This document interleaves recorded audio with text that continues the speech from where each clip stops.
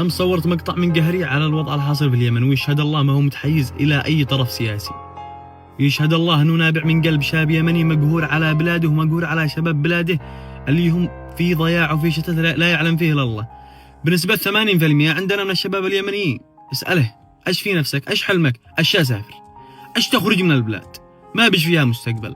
من احنا موعينا 13 سنة مدري 14 سنة مدري كم، وإحنا في حروب وفقر ومجاعة وأزمات ونكبات، ولا تهنينا بشبابنا. تاعبين يا أخي، احنا تاعبين. أجي أقرأ التعليقات أمس 3000 تعليق كلها سب وشتم، هو حزبك الفلاني، هو حزبك الفلاني. أنا إيجنت والله العظيم لو نملك ثروات الدنيا كلها، من نفط، من غاز، من ثروة سمكية، من كل شيء في الحياة، وما بيش معانا ثروة الوعي، والله العظيم إنها لن تقوم لنا قائمة إلى قيام الساعة. شعب وين الشعوب الثانية؟ الشعوب الثانية قد وصلوا الفضاء، واحنا هو انتو وكل طرف ينسب مشاكل اليمن كلها للطرف الثاني.